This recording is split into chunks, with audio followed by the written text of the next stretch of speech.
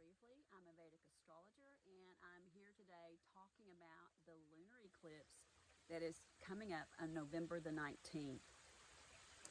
The eclipse happens in the sign of Taurus, and Taurus is an earth fixed sign. And so their focus is on stability and keeping things stable. Venus is the planet that rules the sign of Taurus, and Venus is the planet of love, but Venus also represents what we value in our lives. Taurians are very skilled at business. They're very good. They're very patient and understanding, and they are also ambitious and interested in acquiring material things. So this first eclipse is a lunar eclipse, as I mentioned, on the 19th. So this is connected to our emotions, how we feel, what we value, who we love. Venus is the planet that does represent relationships. The star or nakshatra that the eclipse takes place in is called Kritika. And Kritika it means the cutters. And this star gives us the ability to cut through any kind of negativity, any kind of challenges or problems that we have, or to cut away that negativity, to remove it from our lives. And also, this star deals with getting to the truth.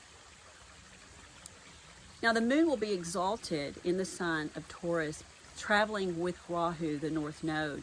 Many astrologers say that, or believe that Rahu is also exalted in Taurus. And exalted in astrology simply means that that planet is operating or functioning in its highest and most beneficial way. Eclipses always sweep things into our lives. They are harbingers of change. And a lot of times I describe it like this.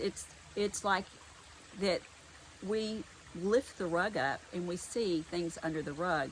They've probably been there for a while, but we just haven't noticed them before. It's really like that with an eclipse. It's been there, but we just didn't see it. We weren't aware of it. So things can become pretty unpredictable and chaotic through eclipse time. It's a little like a roller coaster ride or a wild card. Eclipses are very difficult to predict because of that. I'll give you a few tips at the end of this video for navigating through this emotional time. If the eclipse falls within 3 degrees of your natal planets, you will definitely have an event will unfold around or during eclipse time. It doesn't have to happen on the day of the eclipse, because eclipses are really activated at different points when planets transit over that degree point throughout the year. So you cannot always expect that it's going to happen on that particular day. So here are predictions for each rising sign of the zodiac. If your moon or sun is placed there, you can also read it as events occurring in that area of your life as well. I'll start with Aries, the first sign of the natural zodiac. This eclipse is really focused on financial matters for you, pretty much.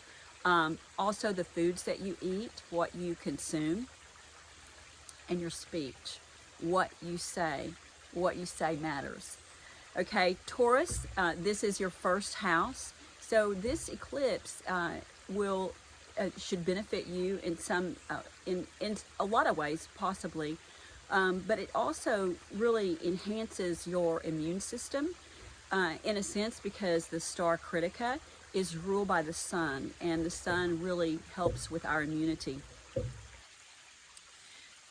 So there's a focus on physical health for you, and you could also, even if you're in good health right now, you may be motivated to even improve on that area of your life. Gemini, something is coming to an end for you, and this could be a relationship that you've been in for some time, or even maybe a short time. But remember, Gemini, where there are endings, there are beginnings. You could also be retiring. Maybe you are retiring from your job, and that opens other doors, other opportunities for you. Again, with that ending comes a beginning. Meditation and yoga are will be really helpful to navigate this eclipse with. Cancer. Changes or information around your mom, perhaps your mom's physical health, or changes in information around friends may be surprising to you. You could also experience unexpected gains during this time period, because this eclipse will be taking place through your 11th house, that also rules large groups and organizations. So you could see changes come from that as well. Leo, your career is really kind of up in the air, or maybe what you do, how you see yourself moving your life forward. So you may seek other opportunities that are more fulfilling for you. And this really could allow more creativity to come into your life. And along with that creativity is happiness, because you'll be operating from your heart. Virgo, the 9th house is considered to be the most fortunate house. And this is where the eclipse is falling for you. So Virgo, you might experience changes with your father, with your guru during this time period. It's a good time for publishing your creative work. That could be anything from a blog to music to a book. Publishing now is broader than we used to think of it only as in books, but it really encompasses a much broader area than that. Publishing can be speaking in terms of getting your message out. So Libra, you are in the midst of a transformation, and you're really changing internally. Your emotional landscape is changing. Remember that change is a process and doesn't occur overnight. So you're in a process, and that process needs time. And so be patient with yourself, okay? And these changes are coming around relationships, all right? Around relationships. Scorpio, this eclipse affects your 7th house, which is the house of your mate, your spouse, your partner. It also includes your business partner if you have a business partner. So expect to see changes around this time with the person that you're in a partnership with. If you are not in partnership with someone or have a mate or spouse during this time, someone may come into your life. Now, Sagittarius, you may entirely change your daily routine, because this eclipse is happening in your 6th house of health. And so it's what you do every day, our everyday rituals. And so your work routine may change as well. But this should all be in a positive, in a positive way for you. Capricorn, creative expression will be heightened during this eclipse.